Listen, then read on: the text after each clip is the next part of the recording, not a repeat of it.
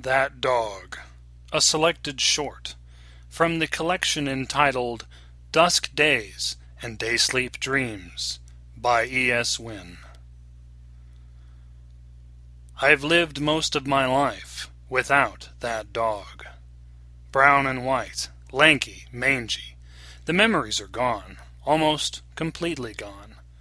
But the pictures still remind me of the stories told of times long since lost to conversation, to random access, forever stored in the dusty depths of deeper brain.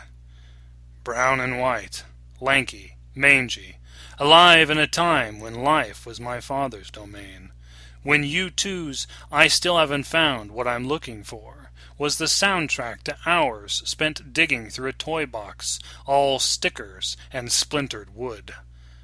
Brown and white, lanky, mangy, alive in times when Fleetwood Mac's Rumors played loud and clear from the boombox propped on the front seat of Old Bullet, the boat that carried dog, father, and son across the waves of New Maloney's, until Mother set out for rougher waters, left all three alone in the hilltop house where grandmothers saw ghosts and uncles saw nothing but teenage wasteland. That dog. There are no pictures of how sick she got, how thin she got when I left. When I spent 6 months in Mexico collecting bottle caps and dodging schools where I was the minority being urged to learn the national language. There are no pictures of her that show the way she looked when she lost her hair, the way she looked when she stopped eating, when she spent every spare second at the foot of my empty bed, waiting. There are no pictures of her that show how hollow her eyes were in the end, how hollow they were when she must have felt the most unloved, the most abandoned, the mother she missed, a memory, the boy she played with for hours, suddenly gone, the man who loved her with a firm hand, always at work, always coming home tired, falling asleep in the chair by the door.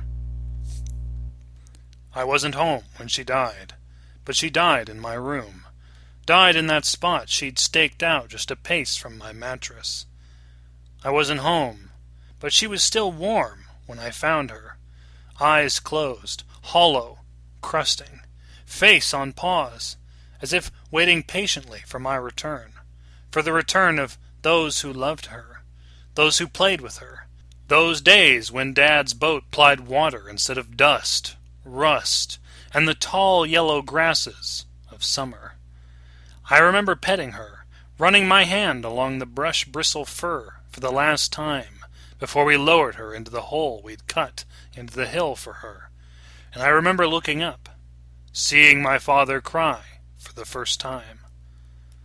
Landslide played like a whisper in the summer wind.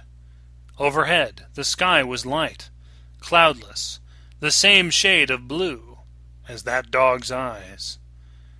And all I could see were the tears teaching me that sometimes men cry, that sometimes when the pain is too great, when dogs die and wives leave, and the family business falls from your shoulders to become nothing more than so much dust and debt, even men like my father cry.